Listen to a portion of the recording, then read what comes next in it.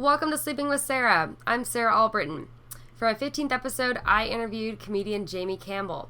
I do want to apologize. This podcast is a day or two late. I'm so sorry things got a little behind me, but promise things will be on time from now on. I will be traveling this upcoming week doing some out-of-town gigs. If you'd like to see me, I'll be at Bridget's Last Laugh in Phoenix on the 28th.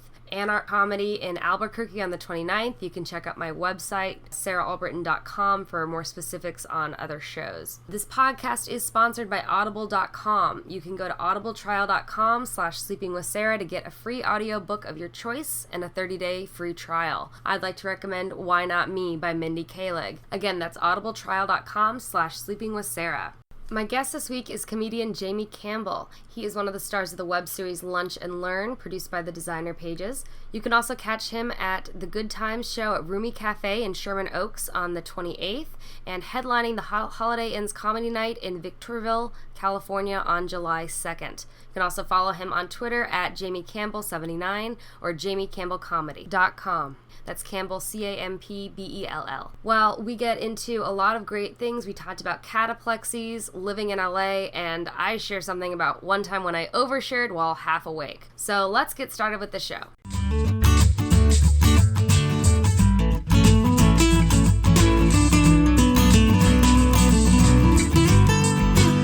Sleeping with Sarah. Welcome to Sleeping with Sarah. I'm Sarah Albritton, and I'm here with Jamie Campbell. Hey, what's happening, internet land world? How'd you sleep last night, Jamie? I slept pretty well. I boozed it up a little. I'm back in Chicago for the weekend, and people were buying me drinks last night, and my tolerance is not what it was when I last lived here. Yeah? Do you find yourself since moving to LA, like, are you eating healthier, drinking less? Yeah, you know what? It's weird because I didn't, plan it, but, I've lost weight in LA because I think just the area, promotes a healthier lifestyle. The sun shines every day. It's nice. And so you wake up in the morning naturally. And for me, when I lived here, I'd wake up at 2. Mm-hmm. Yep, I'm that way sometimes. Or you wake up at 8:45 just so you can move your car. Right. So you're not gonna check yes. Uh-huh. I also, produce is cheaper. So here when you're poor, you end up, eating a bunch of preservative-filled crap. But, I went, and I'm getting really good at finding cheap produce. The other day I bought 4 potatoes, 3 tomatoes, and an onion for $1. What? Yeah. What? That's crazy. Yeah, it's insane. I'll buy, you can get 10-pound bags of potatoes for, $1.50. And I'm kind of sick of potatoes. I feel like Matt Damon in The Martian. I was about to say, that made me think of Matt Damon in The Martian with the potatoes. That potato saved his life. And that's crazy. That's cool. I've heard that a lot of people go to LA and they lose weight. And when I visited, I stayed with someone who was staying in West Hollywood. So she was really close to the observatory. So one morning I was like, oh, it's 7 a.m. I want to get up. She's like, I want to sleep. I was like, okay, I'm going to go hike. So I hiked up to the observatory and back. And Griffith Park. Yeah, Griffith Park. And it was so nice. And it's I did 3 hikes that week I was there. And it's that is not something I usually do. I mean, I like hiking, but it's weird. There's just this injection of positivity, especially when you first go there. It's man, it's just nice all the time. Well, to be honest, I went there thinking I wouldn't like it so much, I was I'm gonna hate the traffic, I hear the people aren't as nice, that kind of thing, but I went there and I liked it so much more than I thought. I was whoa, this is really nice. Yeah, if you can financially handle it, it's pretty nice, and that's something that you figure out, It's not that much more than Chicago, though. I'm paying the same rent right now that I did in Chicago, but I kind of got really lucky and had some friends that had an apartment with an office type room. So it wasn't a 3-bedroom apartment. It just had this extra space. And it had this den that they hey, made do you want to move into in? An office. Yeah. Well, that's always lucky, That's really cool, though. And you're in town doing shows all around, Indiana, you said? Yeah, I'm headlining the Drop Comedy Club this weekend in South Bend. Oh, that's cool. Yeah, and then I'm coming back to Chicago on Sunday. Stephen Lyons is my comedy partner, and we are doing our 2-man show to try to film to submit for college tours. Ooh, that's exciting. Yeah, I would love to. So that combines that. From what I understand, it's improv and stand up, right? So improv and really sketch comedy and stand up, and then a little bit of improv. Okay. Yeah, because it's kind of we do all of that stuff. We met improvising together, and then started doing a lot of stand up shows that we were billed together on. But while we were playing around doing improv stuff, we were like, hey, why don't we just see if we can come up with some stuff, because we like hanging out with each other, and so... Does he lives in Chicago? He does. He's originally from New Zealand. Oh, New Zealand. Yeah, and he is a charming delight, which is great. It counterbalances me, and because I'm just a bull in China. Well, I think anyone with like an Australian or New Zealand or English accent is just automatically charming. Yeah, like, he can say like things that I could not say because it's charming. Well, and that's the thing, like, you hear someone with that accent, and you're like, oh my god, that's so cute. Like, you know, like, our accents just must sound so horrible to them. Like, it's so I don't know, but from what I've heard, like, though, if you're an American and you go to those areas, then sometimes it's like, oh, listen to that American accent. Oh. But we're just so used to it. It's every day and boring to us. Yeah. I don't know. Like, I haven't been to Australia or New Zealand, but that's definitely on my list of places. Yeah. Although I wonder, like, if maybe they go, oh, that's an adorable American accent, but America is terrible, so piss off. Yeah, well, you've got, like, Americans are stupid, or you've got Trump as one of the nominees, which is very scary, but... Yeah, I don't, we're in a weird place, and I think maybe we'll just have everything crumble, and then they'll start the world over without us. I don't know. Yeah, I don't know, maybe USA's too, like, top of the notch, like, thinking we're better than everybody, and we just need to be knocked down a couple pegs. Yeah, you know? Rome felt that way, too, when Rome fell, so... Oh, God, wait, do you think that's what's gonna happen? We're gonna be like Rome? I don't know. Sacked? I don't know that we'll get sacked. I just think that maybe we'll implode from the inside. Wow, that's interesting. You like history stuff? I do. I don't consider myself like a real big history buff, but like I gravitate towards some of that stuff sometimes. I'm interested in it. Like, that was my favorite class always growing up, was history, because it was stories, and I like stories. Well, I mean, we're all performers, so we're all kind of storytellers. So it is kind of neat, and you never. Well, the thing about history is, like, you never really know, like, what really happened. It's kind of just told over and over again. Yeah, you know? We're hearing what the winners wrote about it. Exactly. Oh yeah, that's an interesting. I forget. I read that somewhere. Like, history is written by the winners. Yeah. So I think that's really interesting. Yeah. So you don't. Is it colder here than it was in LA? Yeah, it's definitely colder here. I had to wear my sweatshirt, but my blood might be like thinning out now. That happens like when it was winter in LA this year. I'm seeing it get what might be slightly less warm than it was during the day and the evening, and these Angelinos are like putting on their sweatshirts, and I'm walking around in shorts, and they're looking at me like I'm crazy, and I'm like, this is not even chilly. This is ridiculous that you need so many layers. But then I came back here, and last night I was like, oh, I need my sweatshirt. Yeah. Interesting. You think that, like, in 6 months, how much you've changed? You don't drink as much anymore. Right. You're losing weight. Yeah, I've run almost 500 miles this year. Wait, what? Yeah, that's amazing. at the beginning of the year, I said I want to run 1,000 miles in 2016, and I'm on pace. That's about right on pace. That's great. Yeah, it's I wish I talked about this last time. I hate running. I like it, but I hate it. Like, give me a bike or like an elliptical or something. For some reason, I just don't like running. Unless, like, the only time I'll run is if I have to. Like, I'm at the airport trying to catch a plane. Right. Which totally happened on Saturday. Oh, yeah? What happened then? Why were you late? Oh, it was actually a situation with a train. It wasn't like, actually, I looked at the time a little bit wrong. I was about 15 minutes off, and I fly Southwest, so I can get in. Like, the problem is, the issue with me and Midway Airport is that I have got... And it's Midway. Midway's the best one. It is. So here's the thing. The problem is, one time I made a flight. I got to the airport 19 minutes before my flight, and I still made it. And so now every time you get there, you think 19 minutes is enough. Yes, right? I did it. That's I can do it again. Exactly my problem. And it's like, I'm thinking, like, instead of...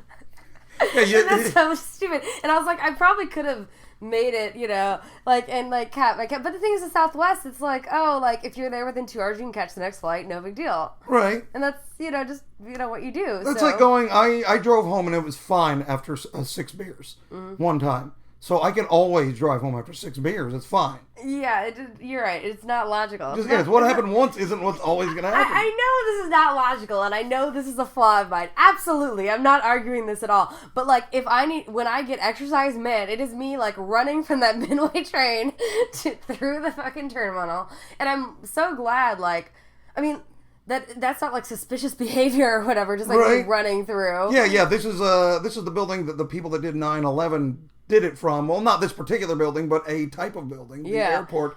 And now you're running real fast. What's going on? Yeah, You got to make that bomb connection. It's a weird thing, yeah. And well, sometimes I'm worried, like because I do fall down sometimes. I have the cataplexy, which is part of narcolepsy where you fall to the ground. It's called cataplexy. The falling down part is, yeah. Like a female cat. No, a feline. I mean. Yes, cataplexy, cataplexy. That's like where your body Like you're a basically falls catapult? asleep.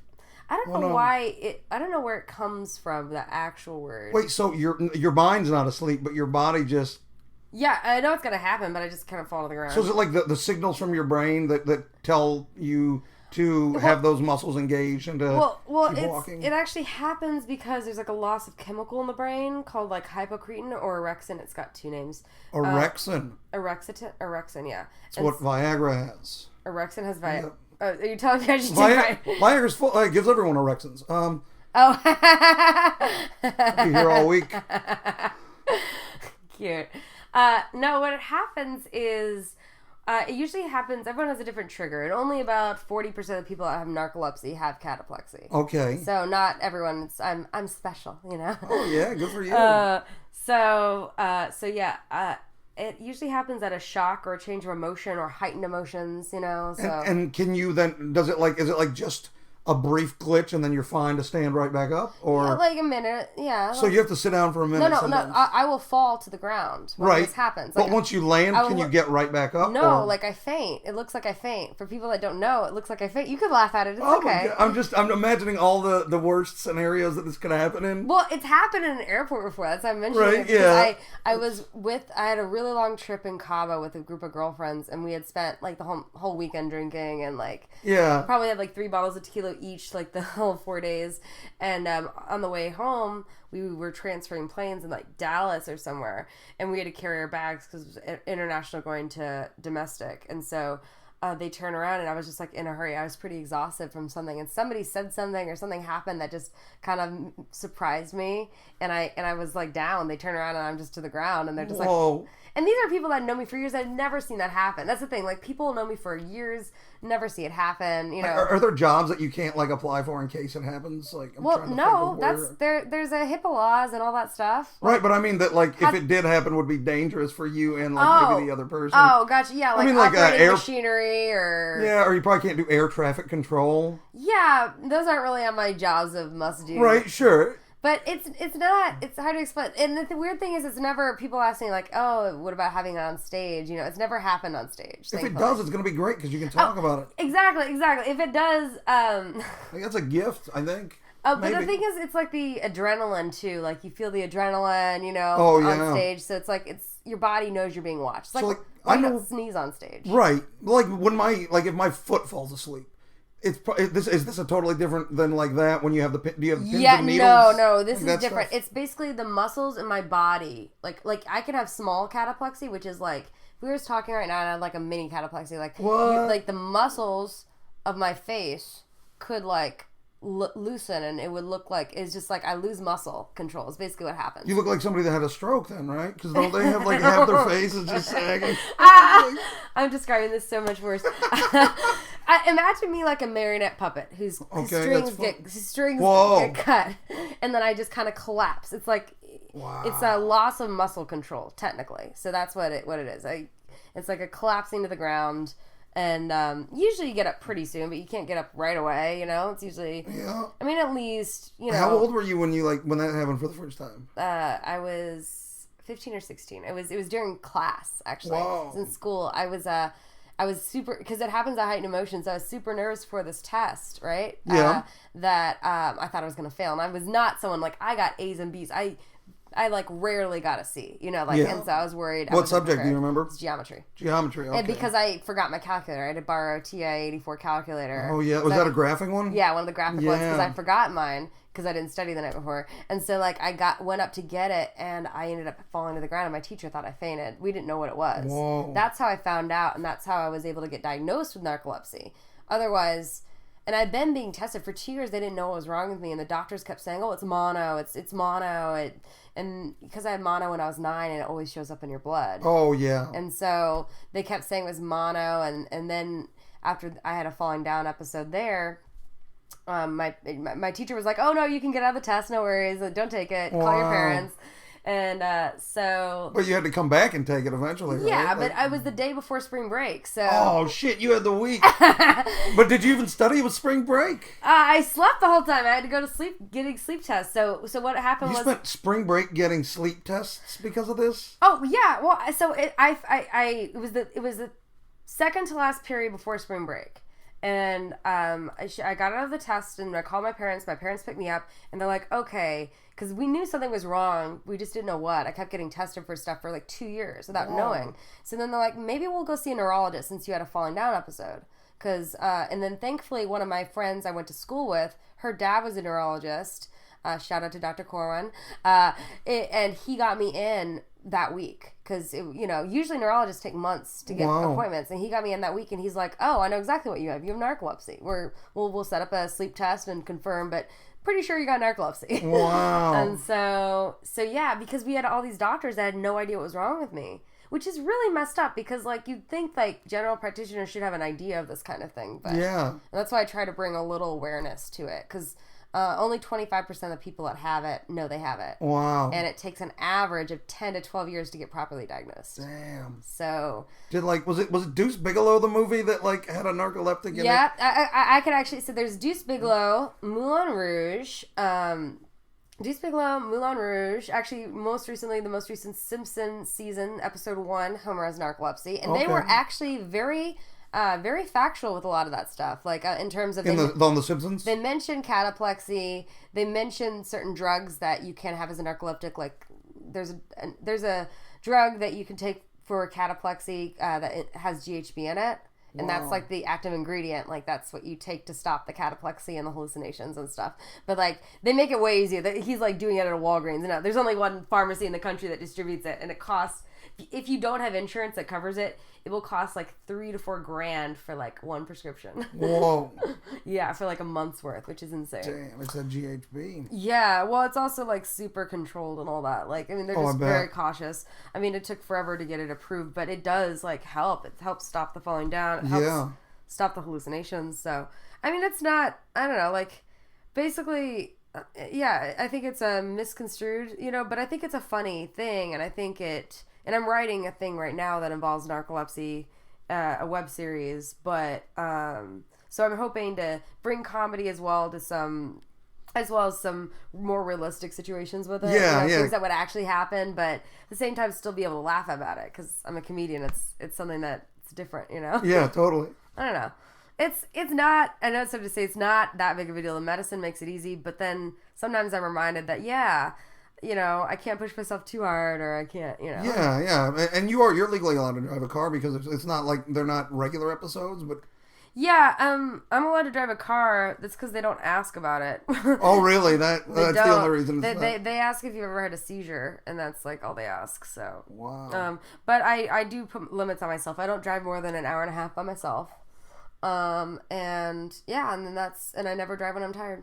Yeah. Okay. Yeah. Wow. That's basically what I do. I haven't fallen, I think I fell asleep at the wheel one time in college, and that was the last time I did, so it was a long time ago. Well, yeah, I fell asleep at the wheel.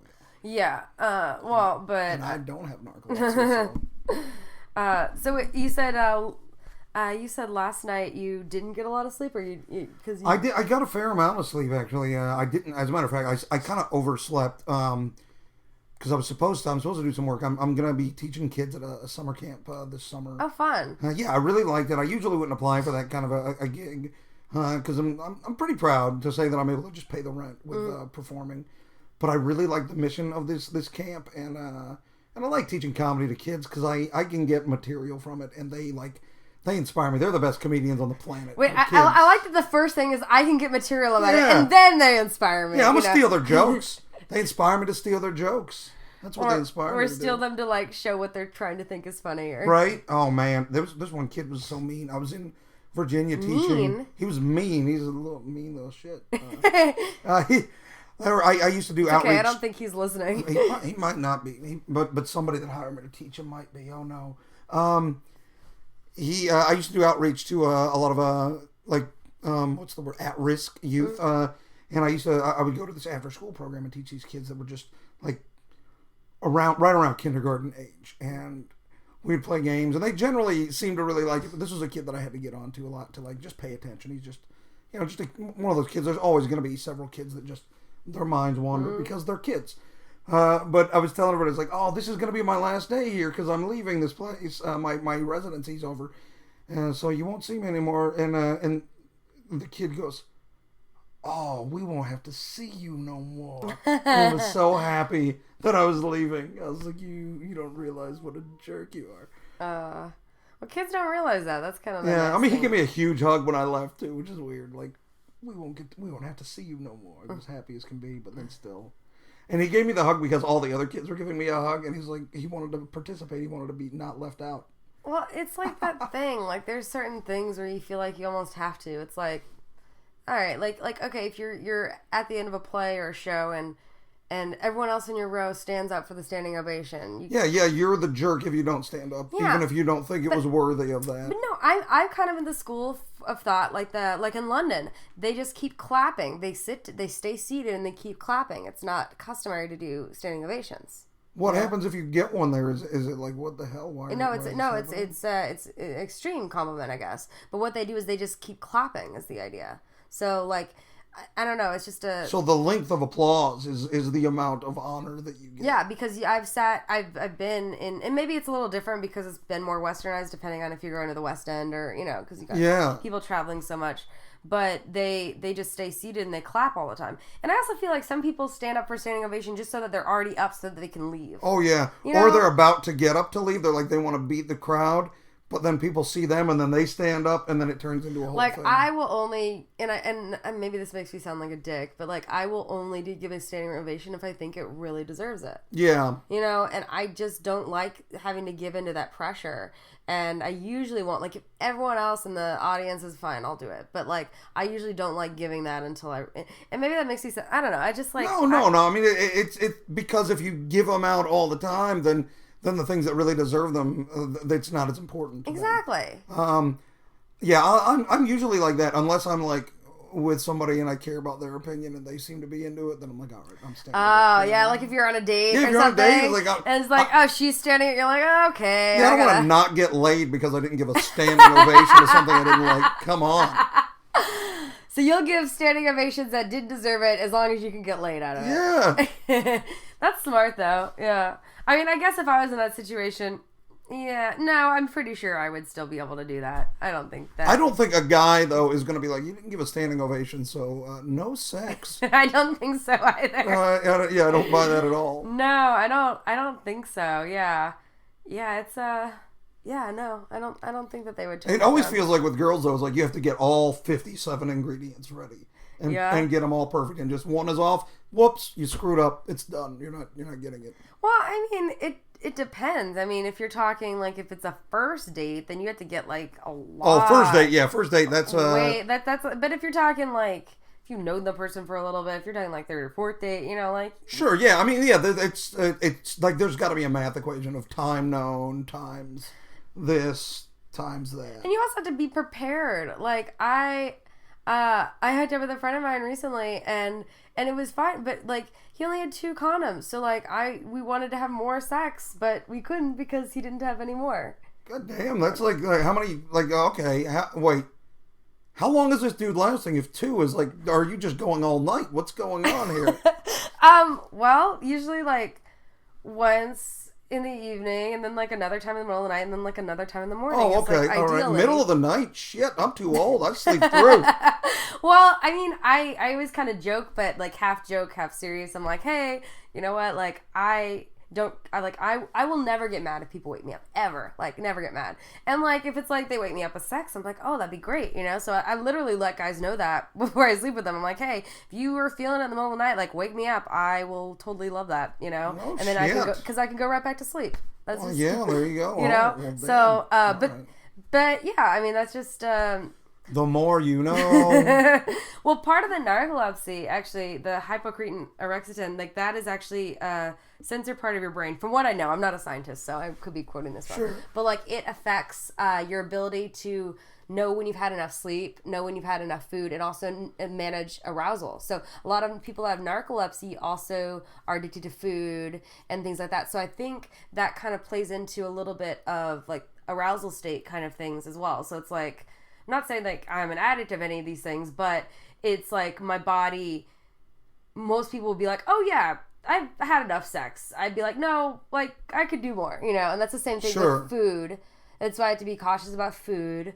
Food I could just sit and keep eating, and my brain doesn't really tell my body that I've had enough, and that's the same with sleep, so that's kind of how that all kind of plays in with the chemical. So like, if I'm at a party, I have to leave the snack table. Yeah. If I just stand at the snack table talking to people, I'm done.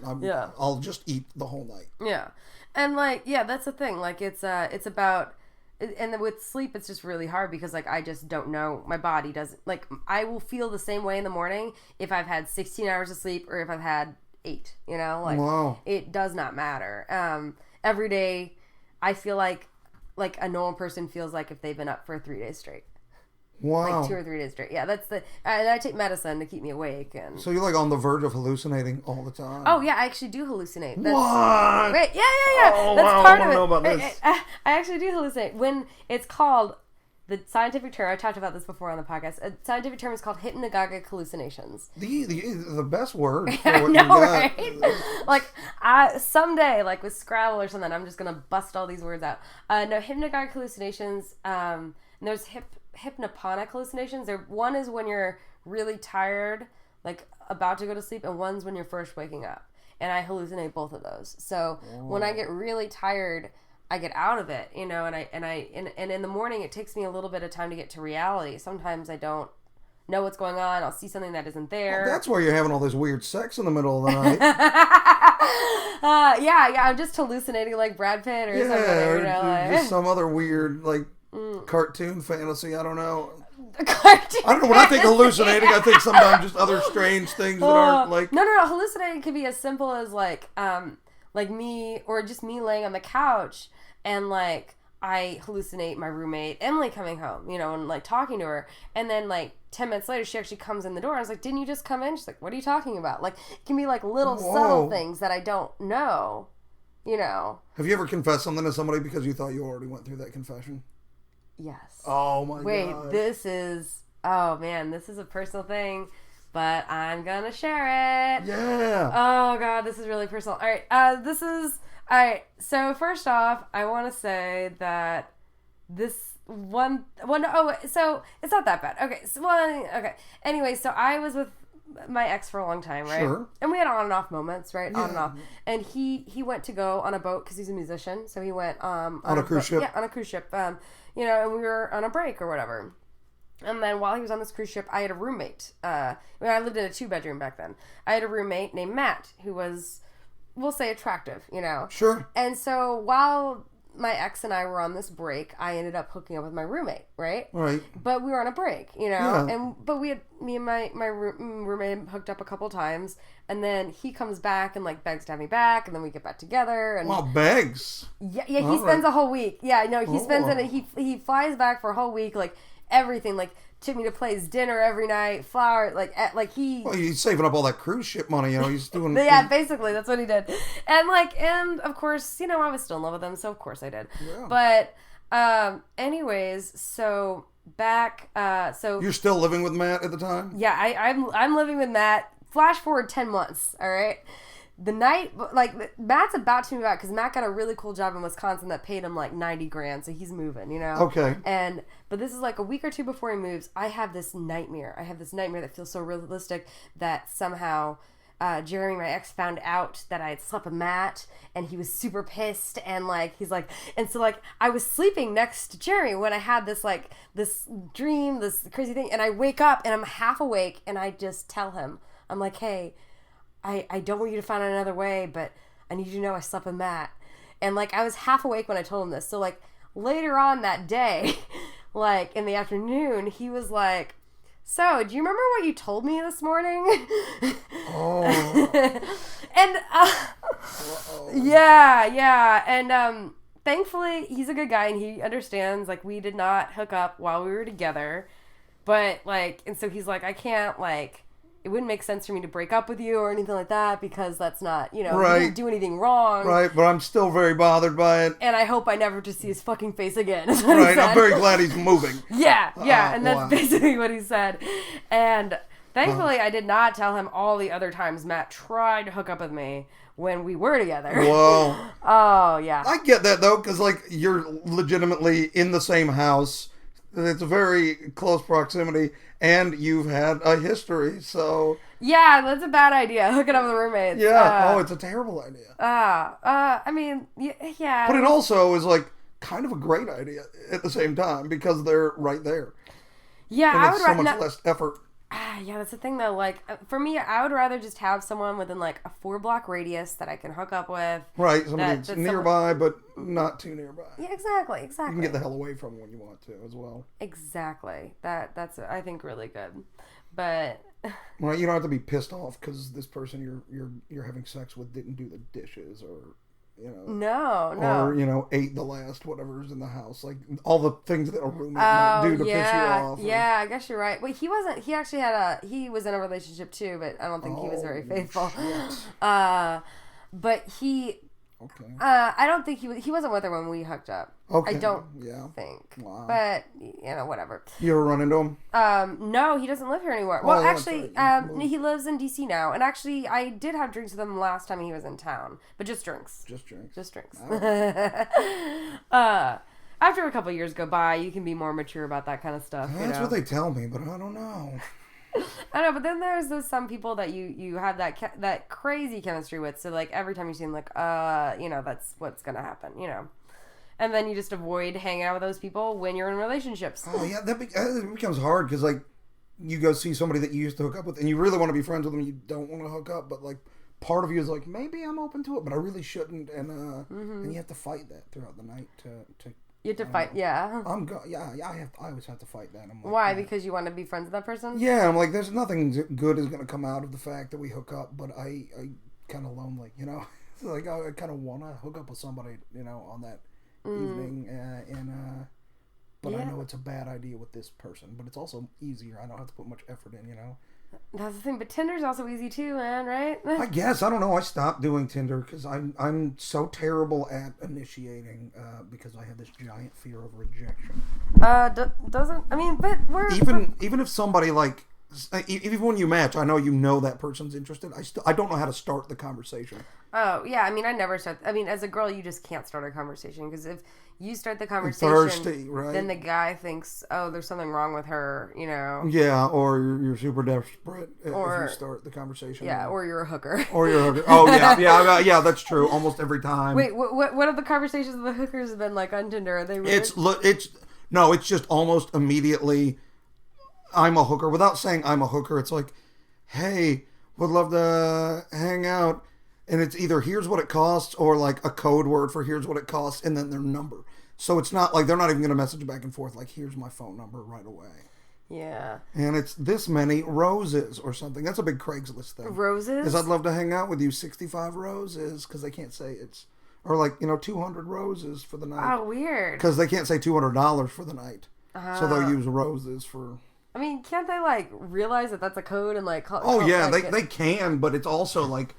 They can't get busted for it. I think legally, like they'll still get flagged and pulled down. I think sometimes, but yeah, I don't know. Like, I guess I get the convenience of hooking up with friends and stuff, but I don't know.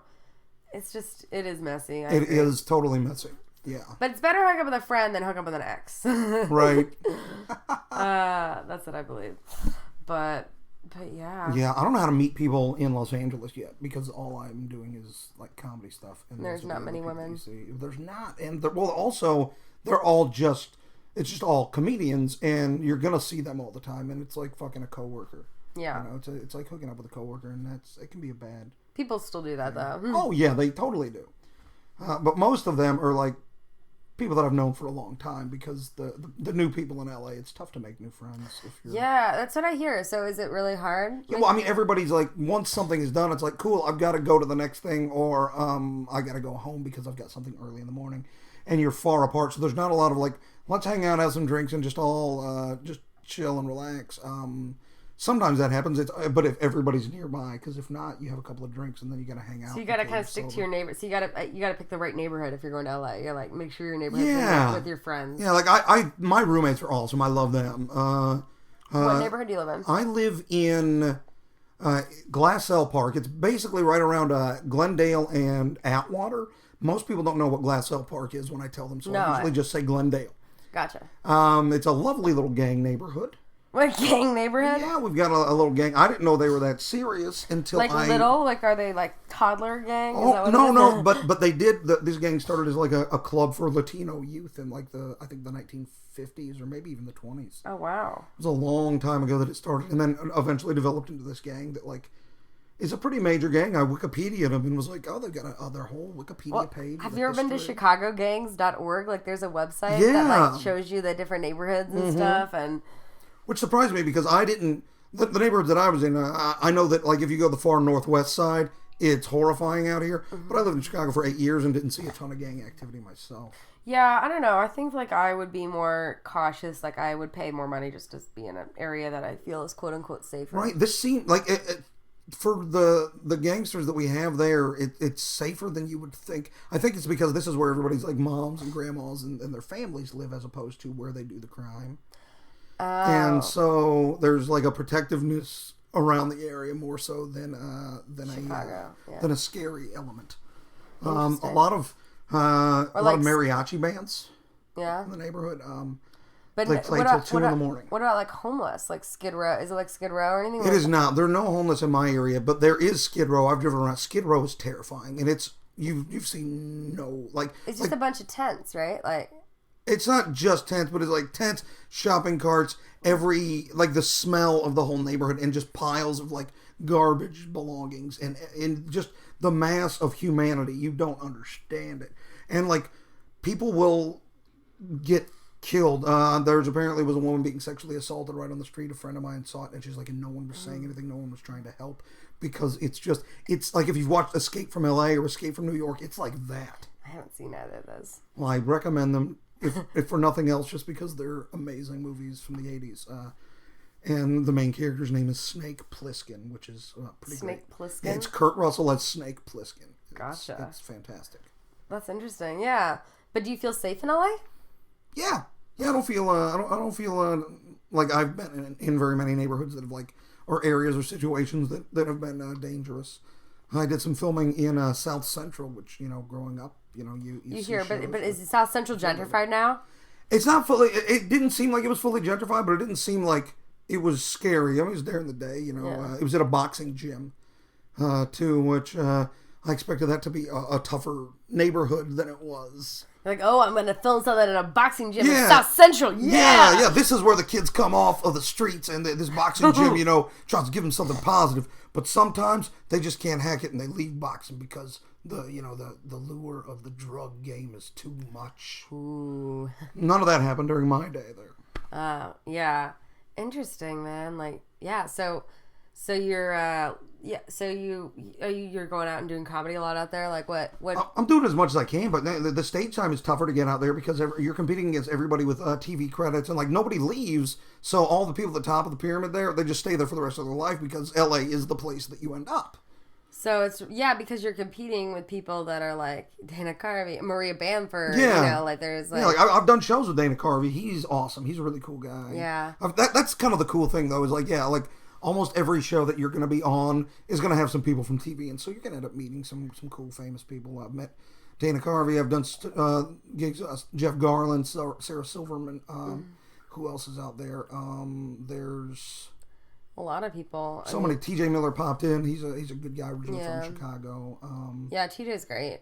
I've met him a couple of times. I saw him. He was in town back in January. And actually he was in town in like March. I saw him at Comedy Bar. Oh, nice. Because he was working on stuff. He was filming some movie with I think Jennifer Aniston and Jason from Arrested Development. I can't think of his last name. Oh yeah, I know what you. Bateman. Yeah. Yeah. I think that's what it was, something like that. And so he did a few sets, which was cool because it's cool to see somebody. You notice whenever people come in from LA, they're always working on new sets because there's so much stage time here. Yeah, this is the place to do it. Like out there, I get up maybe 4 or 5 times a month. The first shows? Yeah, for shows. And then open mics I don't even bother with anymore out there because at least 90% of the time I won't bother with an open mic. Because you're not even going to get up. You go in there, most of them are lotteries where you just put your name in a bucket, and there are usually about 5 times as many comics as there are spots on the show. Mm-hmm. And so you just kind of sit there hoping against hope that your name will get drawn, and most of the time it does not. And so that's 3 hours of your life that you just wasted sitting there hoping that you Can you put up your own show though, or is it harder to do that there? It's harder because of everybody that's on TV and all these big established shows because there are so many comedy clubs out there that putting together just a regular showcase. It's not at one of the big clubs. You're competing with every club that has all of the famous people every night, and not just one. Like I've been helping with the Comedians You Should Know guys. And they're in the lab. The lab of the Improv. Yeah, they're in the lab at the Hollywood Improv, and they do a show on Thursdays that we have a few big names every week, and the show's really good. But you always look at who they have in the other room, and half the time it's like, oh, Dane Cook, Joe Rogan, just Dana Carvey, like all these big names all in one lineup. And then we have a couple of decent sized names, and sometimes some real big names. But like to see what's going on in that other room makes it where like if we weren't at the Improv, we might not have as big a names. We definitely would have a very hard time competing with that big room. So it's either you got to have a weird, unique concept, or you got to have like big names, or you got to something. I mean, there are some really cool alternative things.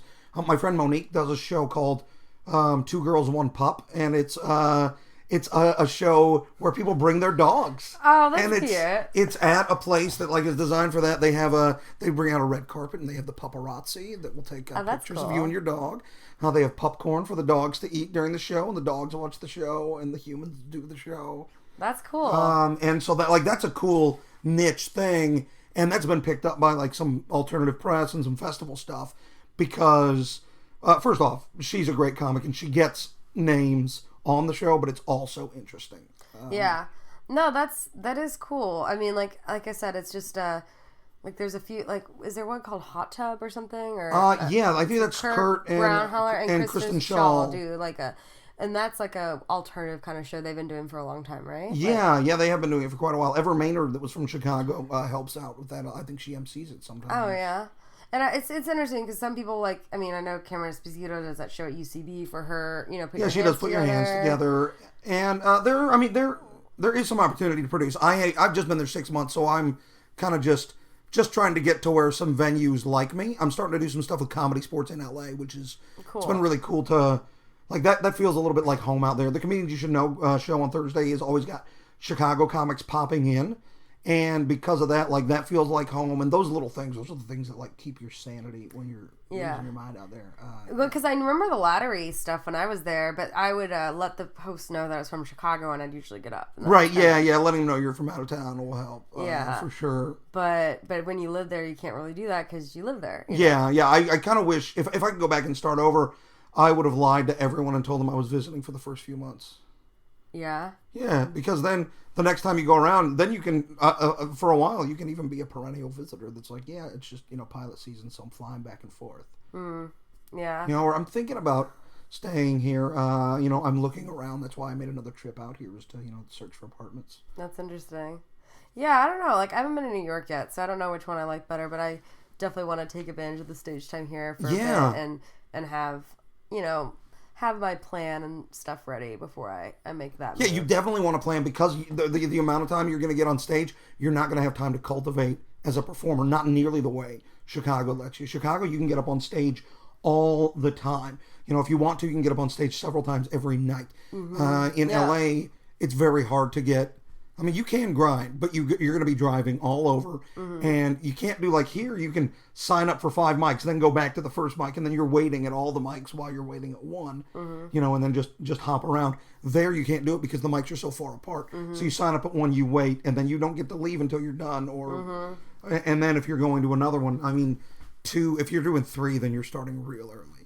and you're might not even get up at all 3. I'm trying to see the most. Yeah, I think I don't know if I did. I might have done 3 in one night. Once I did like the Nerdist. Did you get up at the Nerdist? Yeah, I did. Good for you. I've heard that's one that like there are so many damn people at that mic that it's. I did that one. I think that was. I'm trying to think. I think I did that one. I did Kill Tony, and there was another mic. I think I did 3 mics that night.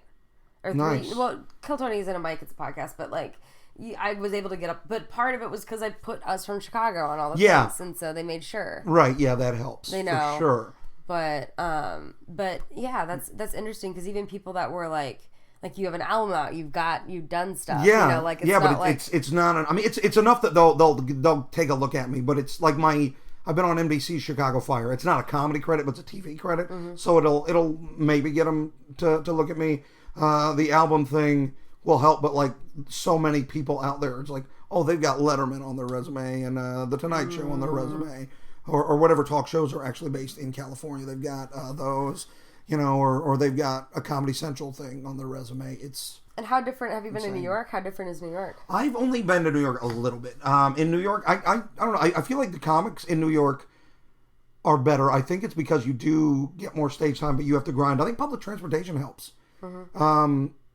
Because there you're driving everywhere and everything's spread out. And everything's spread out in New York too. But I think there might be more in between where it's spread out. You know, I think there's a system, but I don't know for sure because I haven't spent enough time out there. Yeah, I do know that like watching comics from New York, they seem sharp. Comics from LA seem polished, if that makes sense. Yeah, well, they can't. You know, if you're only getting up 4 or 5 times a month to do showcases, you want to do your best stuff. You don't want to try. You're not going to try and fuck around and do new stuff. Yeah, you know, it's weird because like that muscle that you get when you're performing all the time will make you like, because I love crowd work. But to get good at crowd work, I had to be able to constantly be up in front of a crowd and play around with crowds. And in LA, there seems to be a lot less crowd work happening, which is weird because the crowds do love it. You know, they like it when you're loose. But I think people are worried, you know, they don't know who's in the audience that might be able to help them out, so they want to make sure they get and if they have a bad set, then that could, you know, that's, I could feel that, you know, like that's interesting. Yeah, man, I don't know, like that's cool. I'm glad you're you know, grinding out there and doing stuff. Comedians You Should Know is such a great show too. Like that's cool that I love that they got the side room of the Improv. I think that's really cool. It's great. I've been doing what they call their hype man. So I come up at the top of the show and try to warm up the crowd, get it real high energy before the host comes out, which is something in a lot of shows like a host would do. But out there, you know, you really want them warm, and it does make a difference because when the host goes into their jokes, if the crowd's warm, it's great. But if the crowd's not warm, as a hype man, then what exactly do you do? It's literally me coming out, being very high energy, explaining where the bathrooms are, the email list slips, no table talk, but trying to do that where I'm slipping some jokes in, getting them laughing already, kind of explain, just like, man, you know, it's Thursday night because everybody's going through traffic. It sucks. It's 8 p.m., which means you probably went straight from work to here and dealt with a fuck ton of traffic. Or if you did try to get dinner, like you're in kind of a frazzled state at that point. You bought these tickets in advance, so you're out here, but you're probably not ready to laugh at that point. And so just kind of letting them, I try to do a thing mentally where we just take our bullshit and like leave it at the door. It's fine. We're going to have a good time here. We're going to roll into Friday, you know, and into the weekend. You're going to have so much fun today that it's going to make Friday easier, and then the weekend's going to be here. And just get them to already start making noise and be like, you know, the energy you give these comics is equal to the energy they're going to throw back at you. Yeah. And just some of the, whatever I can cram into just a short 3-minute set to have them psyched up. Kind of like what they would do if you're doing a TV show. They have a lot of times a warm-up comic. Yeah, I know that. Like, but this is like a 3-minute version of that. Actually, I said when I was at, one thing I really like about LA is the Comedy Store. I like that the vibe of everyone just hanging out there. Yeah. And I got to meet the guy that opens for Jimmy Kimmel, like that does that. Oh yeah. Nice. And I forget his name, but but it was just kind of cool, like the fact that people just kind of hang there, and you know, it's like that social aspect, which is kind of nice. That is nice because we don't have like. We have places that people, but we don't have like a club where there's like this big space in front of that you can just hang out in. You know? But so there's Improv, there's Comedy Store, there's Laugh Factory, there's Ice House, right? Yeah, Ice House is in Pasadena. Mm-hmm. Yeah, and there's like Club Ha Ha, And there are some more, too. There's the Acme Comedy Club. There's Flappers in Burbank. I do a lot of stuff at Flappers right now, which I really like that club. The That's people cool. there are nice. That's awesome. And a lot of the other places, it's hard because you got to audition a lot, or you got to get recommended by somebody to even get a spot. And if you're not on TV regularly enough that the audience would know your name. So it's a lot of pressure to be getting work as an actor. So it is, it's weird. I've gotten more work as an actor than I have as a comedian out there in my first 6 months. But does being a comedian help you get acting work? No, just being good at the job has helped me. I mean, I have a solid reel. The reel helps get my foot in the door, and then just doing a good job. If somebody likes working with you, they'll refer you to the next one. Being the fact that I do comedy, I guess there've probably been a couple of No, that just means we're winding down. Cool. I think there are a couple of gigs that the fact that I do comedy combined with like that made them want to look at the reel, and then they looked at the reel. That's helped me get some of those gigs. Like I got hired by Lyft to do an April Fool's prank. Oh, that's kind of fun. Yeah, that was neat. It was me and a few other people. Actually, Ben Kronberg was one of the comedians that did this. Cool. That's awesome. Yeah, and there were 2 pranks. The one that I was involved with is like it would be like in a Lyft pool or something, where there's more than one person. And the driver would drop me off around the corner with a garbage bag full of packages of bacon. And then they would go pick them up and they go, oh, hold on a second, I need you guys to be quiet. I'm listening to this traffic report. I want to make sure we're not hitting some traffic. But then the traffic report gets interrupted by a police report mentioning that there is, or I guess it's a traffic report, mentioning that there's an issue. There was a wreck with a semi-truck carrying a bunch of bacon. It wrecked with a car and bacon spilled out all over the highway. And they're like, everything's clear and safe, but there was a looter that came in and stole like a bunch of bacon and like ran off with it. So police are on the lookout for him. And then they pull around the corner and I show up with all this bacon and I tell them they need to shut up if they're like, they seem to be, depending on how they react. I'm like, you need to be quiet, or like you didn't see anything. And then I think I see the police, and so I grab the garbage bag and run down the street. Oh, that's fun. It's kind of fun to do. Yeah, it was fun. And then it's just like, then they drive around the corner to wherever they're going, and they're like, what the fuck? And then the driver's like, April Fools. Nice. April Fools is fun. That's cool. Well, it's fun to be a part of those like fun little things that you do. Yeah. I wish I got more of those. They're here and there. Yeah. Well, I mean, like I said, LA is like so different. Like, I don't know, completely different side of the country, different vibe. Yeah, the vibe is real relaxed. Sometimes it's too relaxed for me. People are too chill. Yeah, sometimes I'm like, hey, care about something. Is everyone like stoned all the time? I can't tell, but I think that like the culture's definitely very super pro weed. A lot of people talking about edibles. Edibles seem to be a much more popular thing. Got offered so many edibles when I was there. And but is it also like you're at the grocery store and just people are just taking their fucking time? Oh man, the grocery store is packed too. But I shop at the cheapest grocery store I can find, and it is all packed with poor people, rather not your stereotypical California types, but just poor people, because we're at the poor grocery store. Mm-hmm. It's a very ethnic store. So you can find like things that like I think a lot of people that are Albanian, or like Treasure Island foods. But like if Treasure Island met Aldi. Oh, that'd be really cool. I wish we had one of those. Right? So like there's the butcher, but the butcher's like, that's where you can get like your hooves and your tongues and your weird like. Wait, you can get tongues and weird shit? Yeah, because it's very ethnic, and so a lot of these different cultures eat different parts of the meat, and so you can get some of that stuff at a pretty decent price, I think. I don't know, I haven't really compared. I don't know. I had duck tongues once goose or duck tongues at Girl and the Goat once. Wow. That was it was interesting. I bet it was. It's kind of like you're making out with a bird. Mm-hmm. Yeah. I don't know. I've never made out with a bird, so not sure about that. Right. Well, no. Well, we're winding down here, and I know we talked a little bit about sleep stuff, more my weird sleep stuff. But I usually ask people about their dreams, not like what you have at night, but like your dreams for the future. And okay, goals. Good. I was going to say, because I had like the weirdest actual dream the other night. And all I remember is it was Donald Trump at a podium, and then he killed himself like on TV. And I woke up and was like, what's happening? I just feel real weird right now. Ooh, that's interesting. Like, I think he got elected, and he, like, at some point he realized, like, he made a terrible mistake. He'd done something with the world, from his position as president. And then just made a speech apologizing, and then pulled out a gun, and wow. Oh, it gosh. was nuts. That kind of gives you chills a little bit. Right, That's yeah, crazy. it was weird.